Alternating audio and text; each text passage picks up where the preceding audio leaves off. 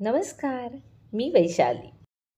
अगदी सोप्यातल्या सोप्या पद्धतीने कोणालाही सहज करता येईल असा सोडा, इनो न वापरता कुरकुरीत डोसा कसा बनवायचा ते आज आपण बघणार आहोत.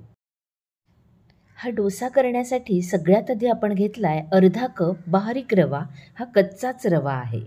नंतर घेतलाय अर्धा कप तांदळाचं पीठ, पाव कप कॉर्नफ्लोअर. कॉर्नफ्लोअरच्या ऐवजी तुम्ही पाव कप मैदा घेऊ शकता.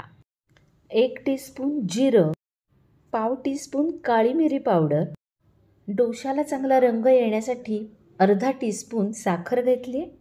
आणि आता हे सगळं मिश्रण एकदा व्यवस्थित एकजीव करून घ्यायचं आहे. आता ह्या मिश्रणात सुरुवातीला 1 कप पाणी घालायचं आहे. मिश्रण एकदा एकजीव करून घ्यायचं आहे. नंतर परत ह्याच्यामध्ये 1 कप पाणी घालायचं आहे. या मिश्रणात अजूनही पाण्याची गरज पडणार आहे, पण ते पाणी आपण नंतर वापरणार आहोत. भांड्यावर झाकण ठेवून 15 मिनटं बाजूला ठेवा.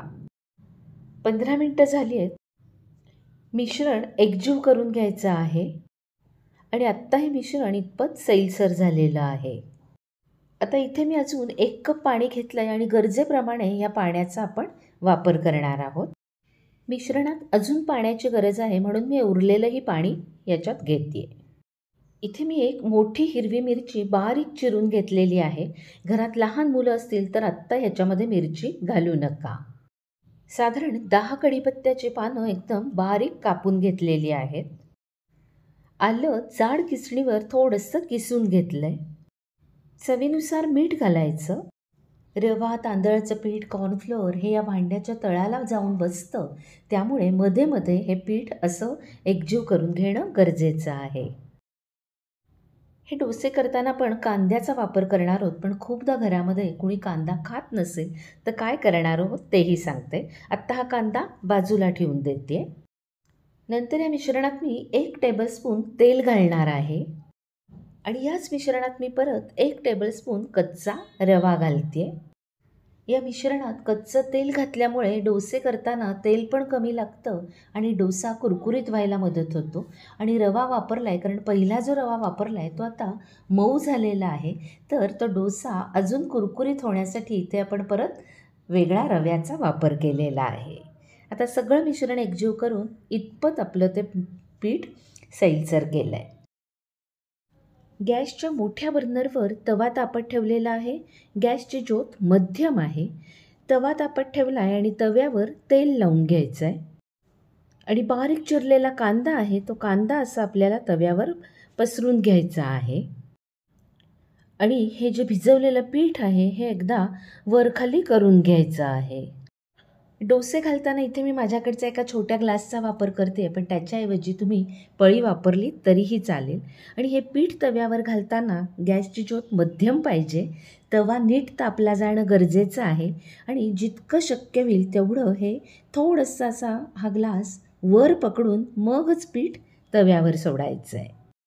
तव्यावर डोसा घातल्यानंतर गॅसची ज्योत सुरुवातीची 2 मिनटं मध्यमच ठेवा आणि नंतर मात्र एकदम बारीक ज्योतीवर हा डोसा तयार करा.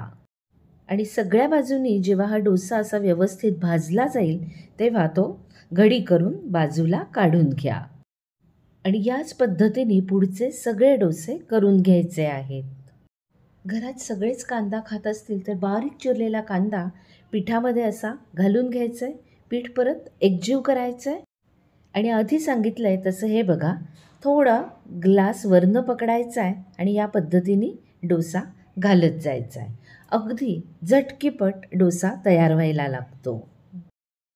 आवडत असेल तर वरचं पीठ थोडं कोरडं झाल्यावर डोशाला वरूनही असं थोडंसं तेल तुम्ही लावू शकता.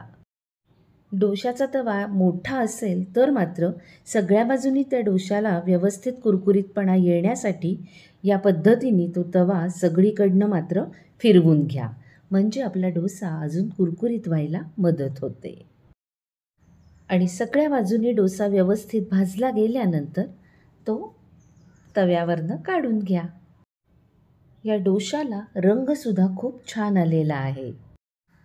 डोशाचं पीठ न आंबवता, सोडा इनो न वापरता सुद्धा अगदी झटकीपट अप्रतिम असे हे डोसे तयार होतात आणि घरात सगळ्यांना ते आवडतात. या सगळ्या मिश्रणात 10 डोसे तयार झालेले आहेत. गरमागरम डोसे आणि सोबत ओल्या नारळाची चटणी. व्हिडिओ आवडला असेल तर लाईक करा, कमेंट करा, शेअर करा आणि हो, चॅनल सबस्क्राईब करायला विसरू नका. भेटूया पुन्हा पुढच्या भागात. नमस्कार.